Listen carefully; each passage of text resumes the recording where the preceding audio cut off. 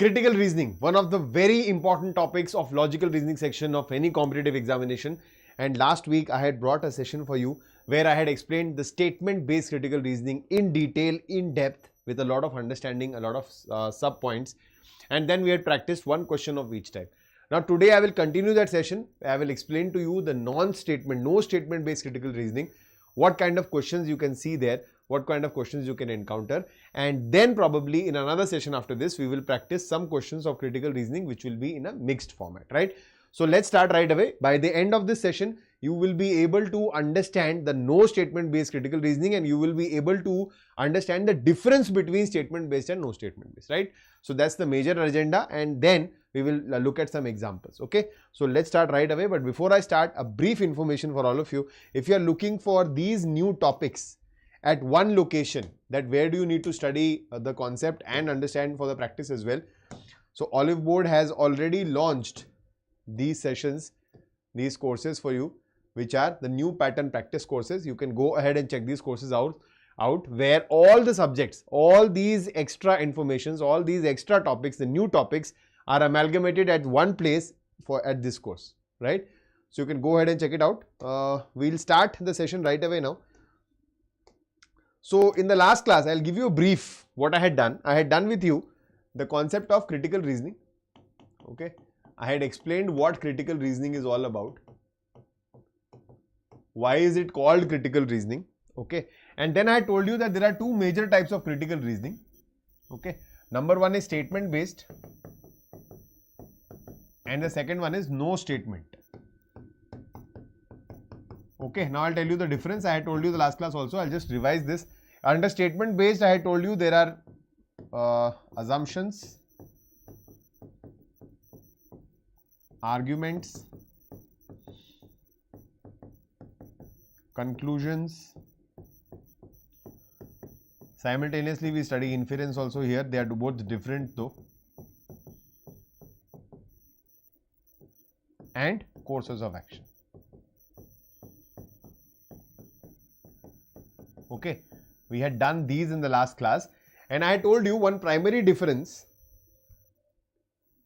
Yes, Midhun Shankar, CGL exam in single shift, CGL mains exam in CGL single shift, not pre. CGL mains exam will now be in single shift. So mains exam earlier used to be in multiple shifts, maybe 2 shifts at max, and that used to create a problem because last year also 2024 one shift was comparatively easier, and then normalization came into picture. That created a big problem. So they want to eradicate that from the mains exam, the CGL Tier 2 exam. So that has been announced by the chairman that it will be conducted in a single shift. That is a very good thing actually. Anyways, let's come back here. So under statement based, what happens is, under logical reasoning, whenever you see the word statement, you have to understand that whatever is written after that is always 100% true. It's 100% accurate, no matter even if it is logically incorrect. Okay, despite that you will assume it to be 100% true, and keeping that in mind, you will solve these questions. Number one. Number two, whenever you are looking at the statement, okay, never breach the scope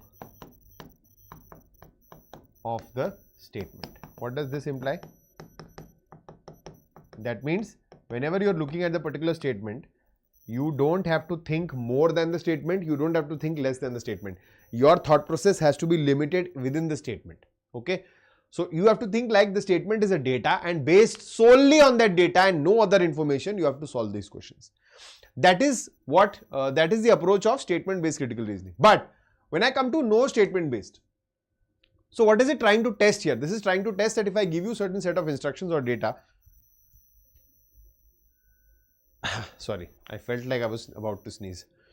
Okay, if I give you certain set of instructions or data here, how well are you able to understand and limit yourselves to there to that set and then answer your questions? So it is teaching you about restraint.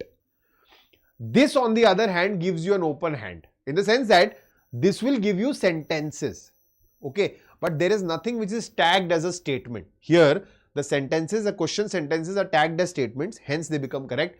Here they are not tagged as statements, they are simple sentences which are given to you. And the thing which is important is that we don't know The credibility of the sentences is unknown. That is, first and foremost, we don't know whether the sentence is right in itself or not. So sometimes in some type of questions, you will also have to check whether the sentence they have given in itself is correct or not, and then proceed with the question. And here you have to use your extra knowledge. Okay, I will show you where you have to do that. Here you have to use your extra knowledge. Okay. So the three types which we study mostly under here are cause and effect, most important from tier 2 perspective till now, but maybe now they can ask you in tier 1 also. Number 2 is assertion reason.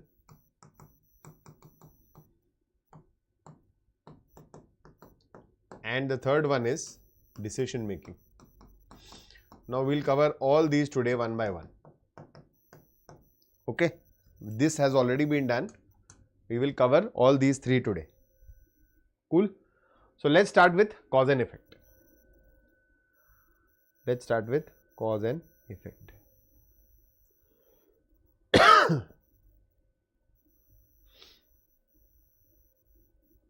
A lot of questions I have of all types actually.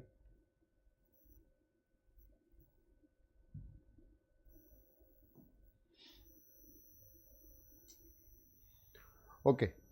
Now, when we talk about cause and effect, what exactly are the rules here? What exactly needs to be done here? So, basically here, two sentences are given to you in the form of events. Two sentences are given to you in the form of events. They can just call it S1, S2, E1, E2, Event 1, Event 2, or just Sentence 1, Sentence 2, or just 1 and 2. Anything, okay? So, two I will call them events, Event 1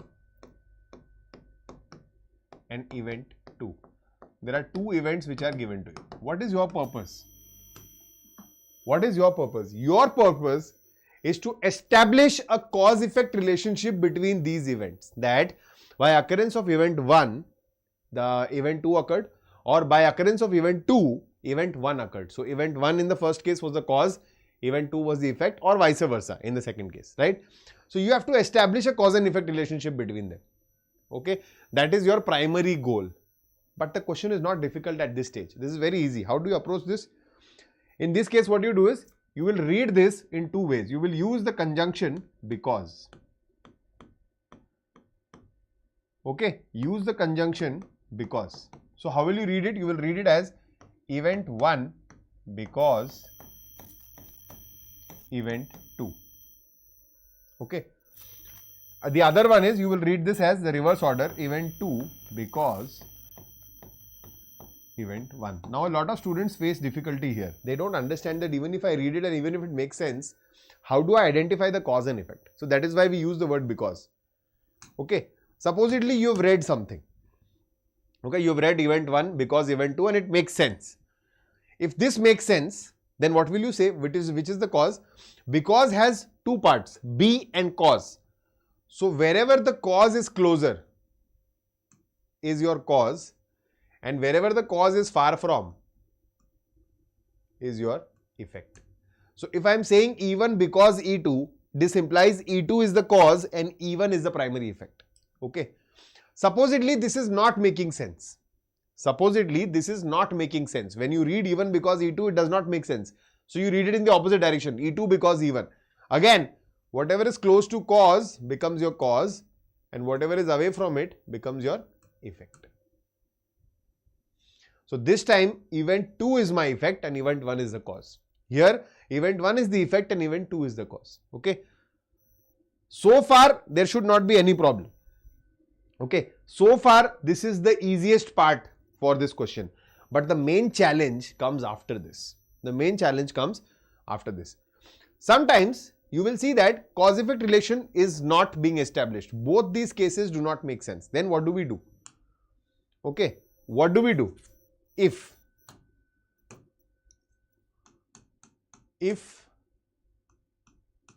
cause and effect relation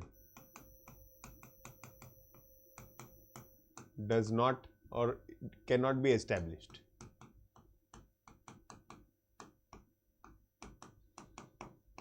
then we have a different pathway to be followed. If cause and effect relationship cannot be established, then we have a different pathway to be followed. Okay. So from here, you will have two pathways to take. Okay. Path 1 is E1 and E2 are related. E1 and E2 are related. That means they are not related with the cause and effect relationship, but they are still related. They are similar. They are coming from something same. Okay. Or E1 and E2 are not related.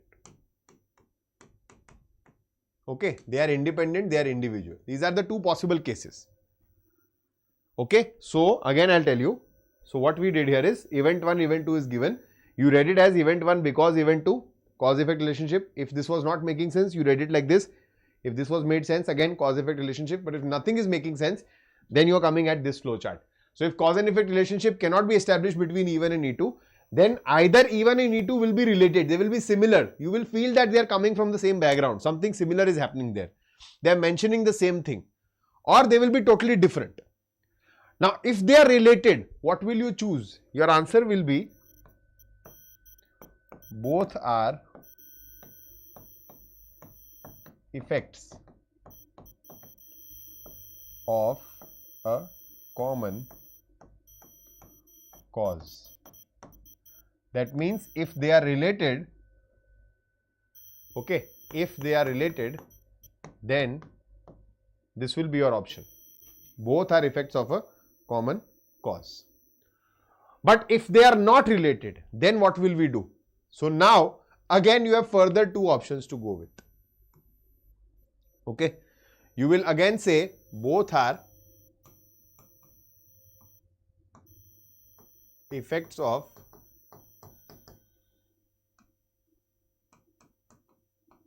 independent causes.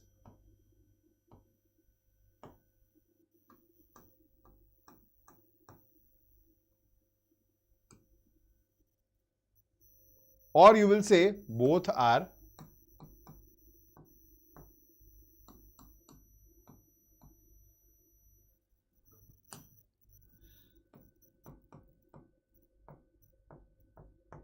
independent causes. There is difference between these two. Okay.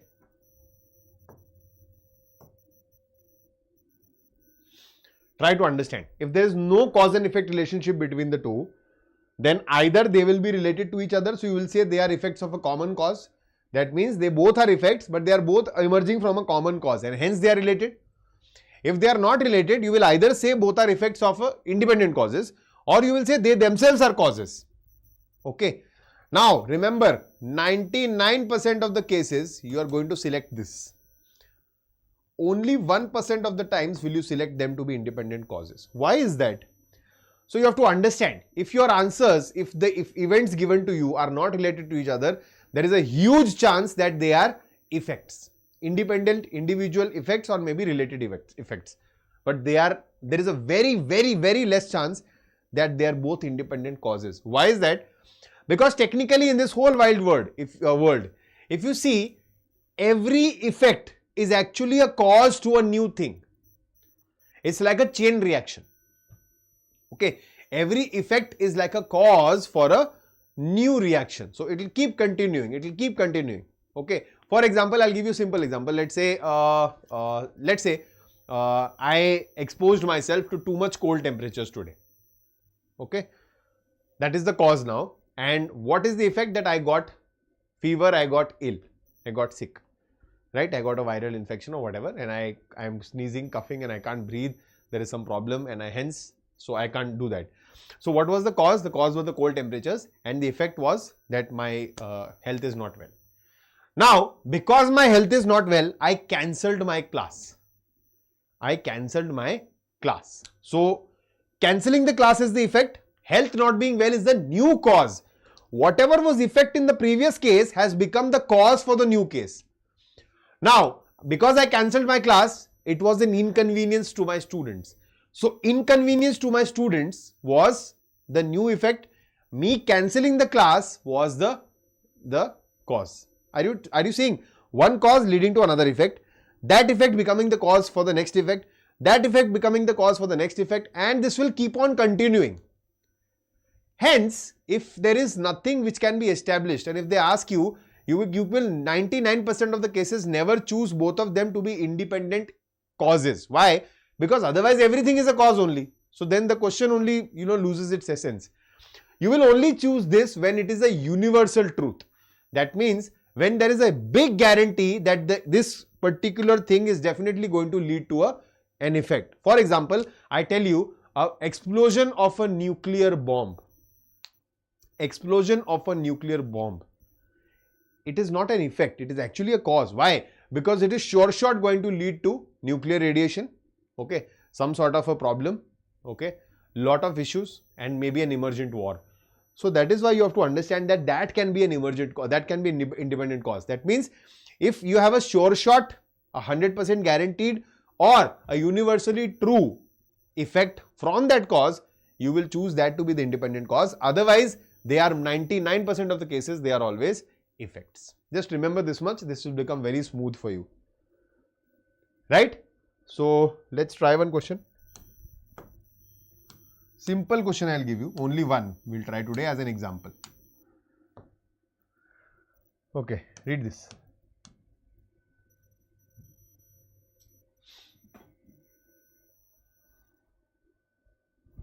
You can put the answers in the chat box.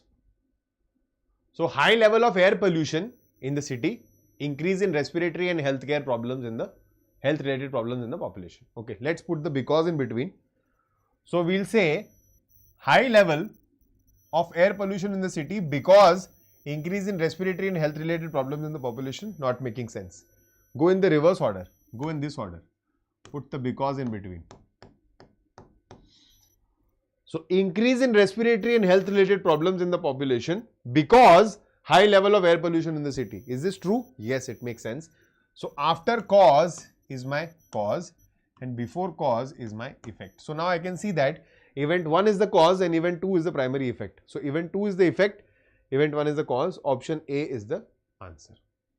Got it? That's how you approach these questions. Namaste Aditya. Aditya मेरे बच्चे, हिंदी के लिए just 5 बजे exactly same session लेके आऊंगा दूसरे channel पे. ये एक्सक्लूसिव इंग्लिश चैनल है बेटा. So I can only deliver my lesson in English here. For Hindi you can reach me at 5 o'clock with the same session on the Hindi channel. Okay, after the session ends, I'll provide you the link. Or you can Google SSC coaching by Oliveboard. You'll get it there. Okay, bacha. Right? So this much is clear, everybody. Cause and effect is done with. Now we'll move on to the next topic, which is assertion and reason. Assertion and reason. Okay. Now, what is assertion and reason?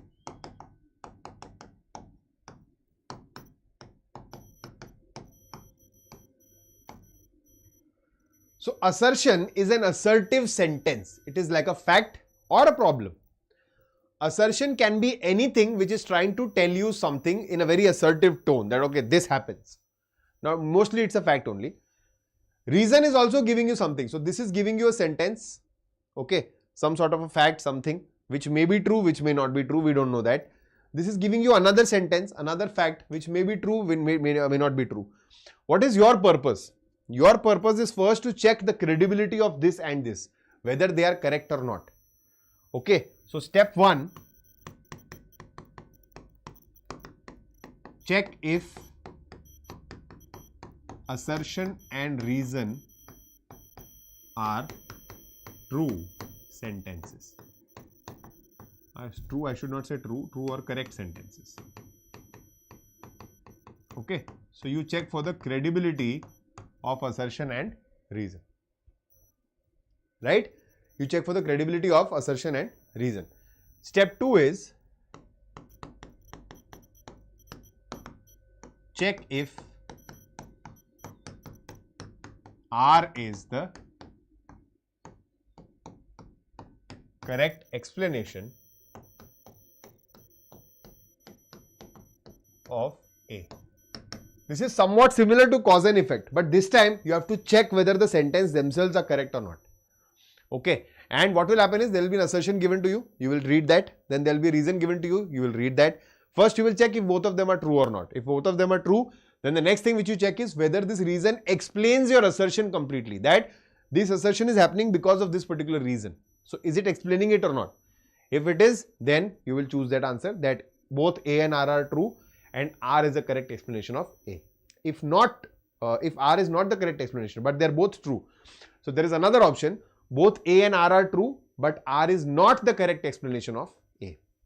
In the third case, this step only will fail. So if A is wrong, there will be another option, assertion is false, reason is true. Or if reason is wrong, there will be another option, assertion is true, reason is false. Majorly these four are the options which are presented before you. Very rarely will you get options where both assertion and reason are false. Okay. So these are the 4 or 5 options in which, randomly they will mix it and give it to you, and this is how you need to check. But 2 points which you need to remember here. Number 1, more preference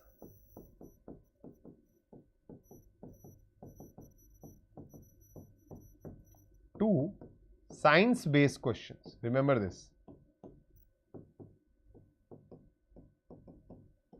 More preference is given to science-based questions. Okay. And what about the next one? The next thing which is important here is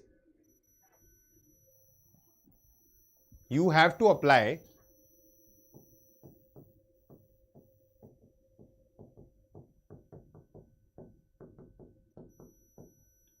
extra knowledge. That means since this is not statement based, so you have to use your general knowledge. You have to have extra knowledge to be able to solve these questions. They will just ask you something to check the credibility. You need to know about that topic. If you don't know it, you will not be able to solve a certain reason. And majorly they are science heavy questions. Always they'll ask you something or the other from general science. Majorly. Okay. So that is about assertion and reason. That's all. Nothing else. That's all you need to be careful about in this topic. Okay. Cool. We'll look at one question.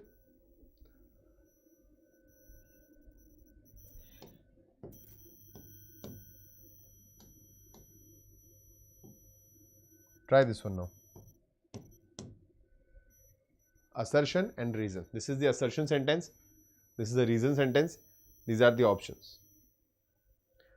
Try this and tell me which of these is correct.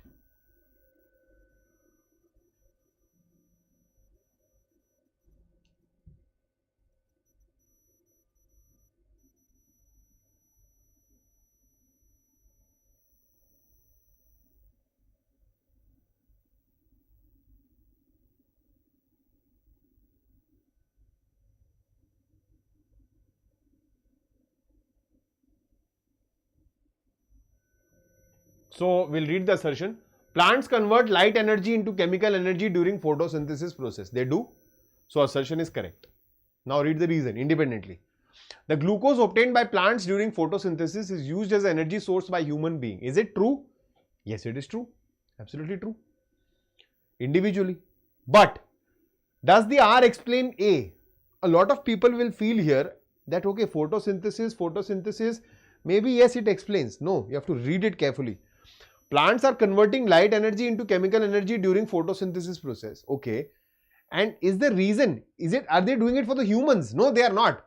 These are two individually separate information sets or facts given to us. They are both correct though, but R is not explanation of A at all. So what will be my correct answer?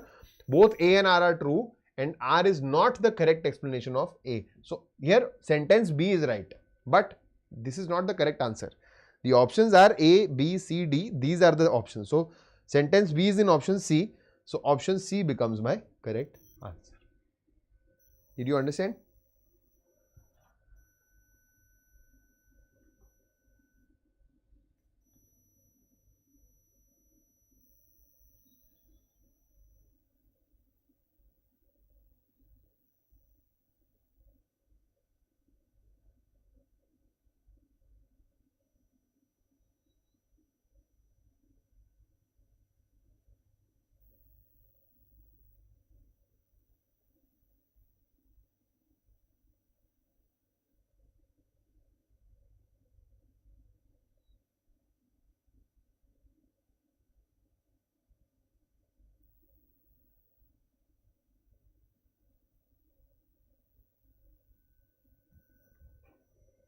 Next. Now we'll move on to the last topic for today, that is decision making. We'll not keep this class session very heavy. Simple light session. Okay. So we'll move on to decision making.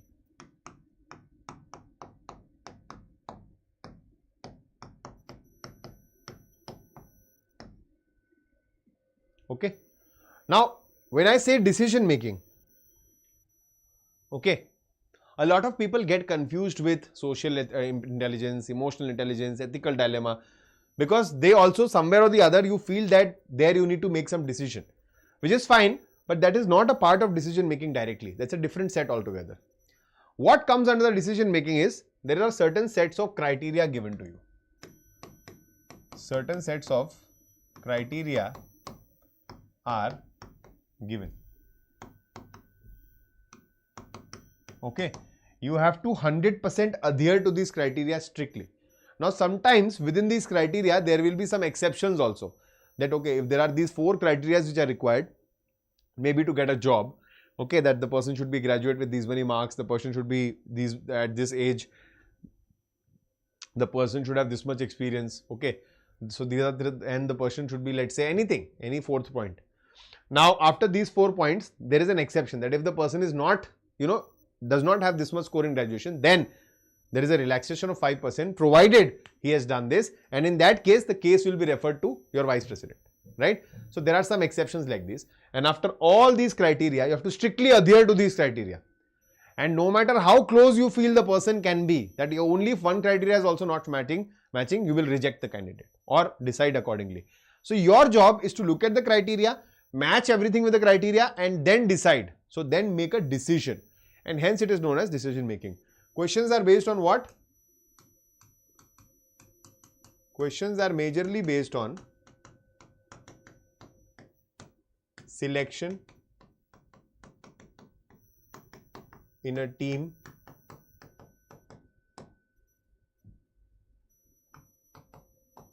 or for a job, admission, okay, interview, etc. So all these kinds of questions come under the category of decision making. That's it. It's that simple. Okay. We'll just look at one question here and then we'll be done for the day.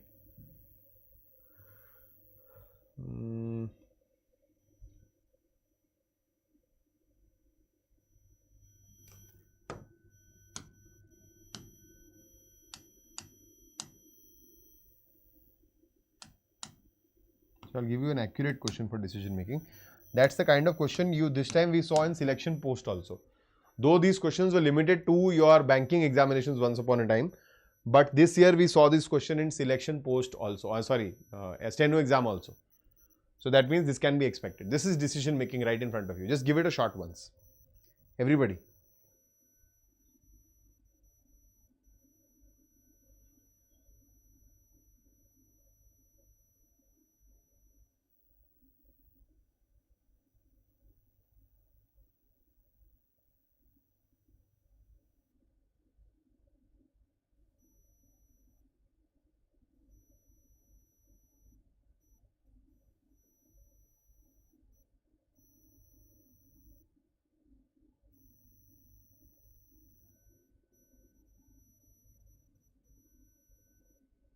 Okay.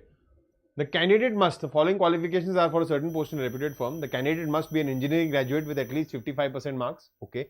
So what you can do is, how you can solve this question is, note down the criteria side by side. So you should be an engineering graduate with greater than 55% marks. Minimum 55 and more than that.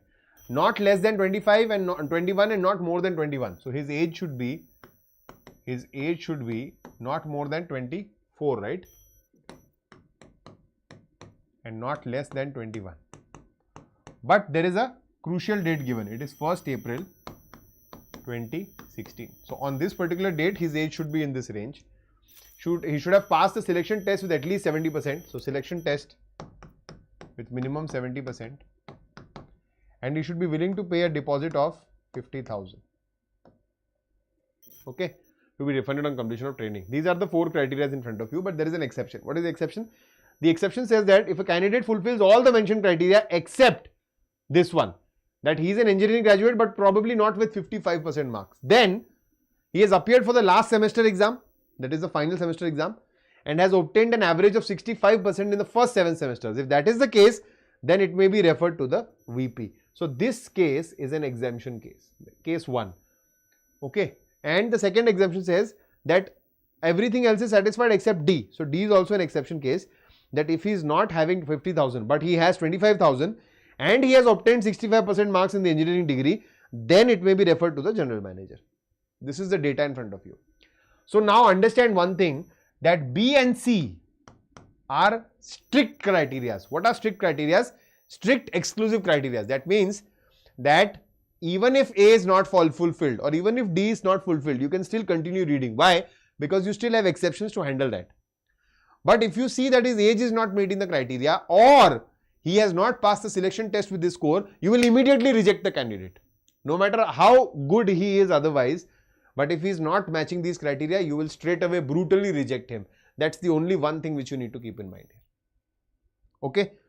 Now, keeping all these criteria in mind, this is the question in front of us, that Abhiram is an IT engineer. Okay, if he is an engineer, technically he is an engineering graduate also. Passed out in 2015 with 52% marks. So the first criteria is not being matched. He is having 52%. So this criteria is not matching. Criteria number 2. Criteria number 2. He has cleared the selection test with 66% marks. Okay. Selection test with 66% marks. Not done. But we still had a chance here that he could have probably, had a different score. Last semester exams would have been given, etc, etc, etc. But this is a strict criteria. Criteria C. And if he is not cleared this, straight away you can say that the candidate is not selected. The candidate is not selected. But let's continue reading for the sake of it to understand better. He can pay deposit money of 50,000, okay, and his date of birth is 15 September 1994. So technically you didn't have to calculate his age, but even if you have to at some point, 15 September 1994 was his date of birth. So just roughly see how much will it be. 1994, so 20 years approximately. 20 years and some months. So he is not, is it? Am I right? 6 is 2016. Oh, sorry, 22 years. So he's in the age bracket, no? He's in the age bracket. Okay.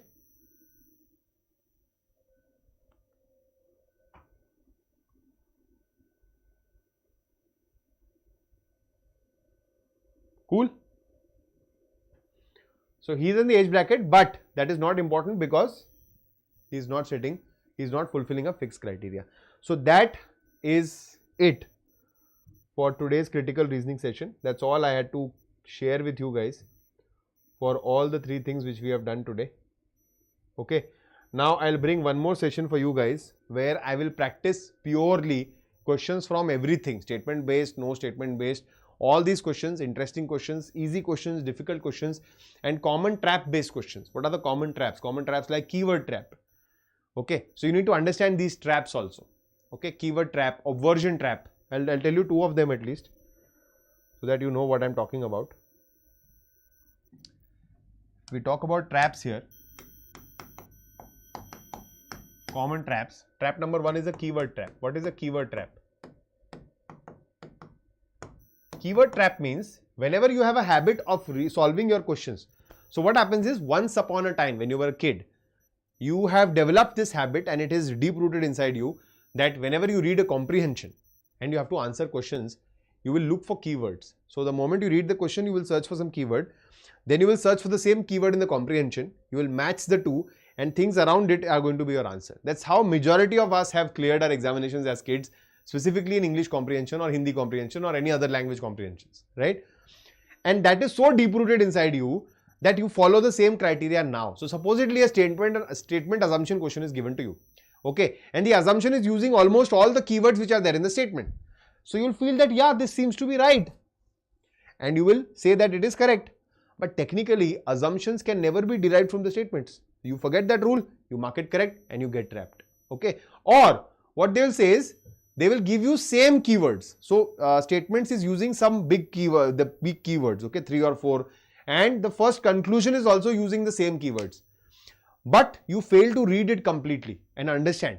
The conclusion is actually talking against your statement, which is not true, which should not be, passed. So it should be rejected. But because you only read the keywords, you feel that this is correct, you tick mark and you move ahead.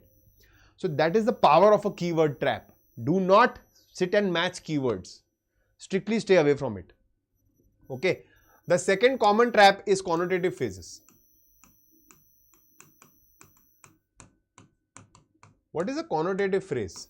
Though they don't use it very much in the SSC examinations, this is very common in CAT examinations. But what is a connotative phrase? A connotative phrase means they are making the language difficult on purpose. So when you read the passage or whenever you read a paragraph, okay, they will make it so difficult that you will not be able to understand the whole thing. And then again, as per habit, you will read it again, you will read it again, you will read it again, and it will consume a lot of time. So primarily understand, please, you don't have to decipher it word by word. It is not a case where you have to know the whole thing, only then can you answer the questions. You just have to get the gist of it. What exactly is it trying to say? Okay. If you don't understand the line, just move ahead. Keep moving ahead. Make this habit. It will help you in the long run. Trust me. Right? So connotative phrases is another, trap. The third trap is obversion trap. A common trap. What is obversion? Obversions are majorly incorrect. Obversion based arguments are also incorrect. Obversion based assumptions or obversion based conclusions are also incorrect. What is it? If I say all teachers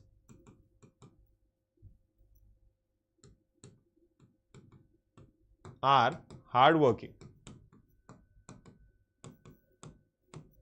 If I say this is true. Okay. Can I conclude that those who are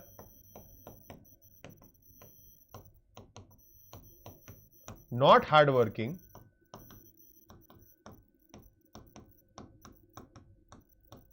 are not teachers?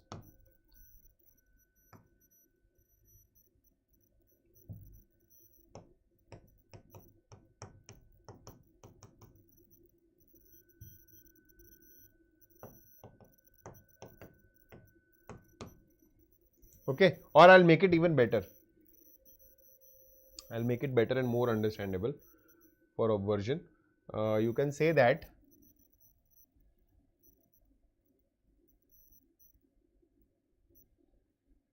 rather than all, just say teachers are hardworking. Teachers are hardworking. This is better. If this is correct, you will say that those who are not hardworking are not teachers. This is an obversion. Okay, this is an obversion. Do you understand what is an obversion? This is an obversion. So this is always incorrect. If this is correct, does not mean this is correct. If something in the positive format is correct, need not be that its negative format will also be correct. And something in the negative format is correct, need not mean that its positive format will also be correct, right? So if I'm saying teachers are hardworking, and if I'm saying that means I can conclude that those who are not hardworking are not teachers. No, I cannot say that. Okay, this is obversion. So these are common traps which you will see in critical reasoning based questions. And if you understand this complete topic in the way I have told you, you keep in mind these basic skills and you keep developing on these. The more and more questions you solve, the better and better are you going to get, right? On that note, we have completely achieved our goal for today, our agenda for today. I have explained you no statement based critical reasoning in detail. I have also explained to you the comparison with the statement based, right? What is the difference? What are the three types? What are the major types of questions? What are the examples of each? And we have also discussed traps. So we'll end this session here now, and I'll see you guys in the next session, right? With probably a set of questions related to critical reasoning for the sake of practice, and then we'll be done with this, right? So thank you so much for joining live, guys. I'll take your leave now. Bye-bye. Namaskar. Jai Hind.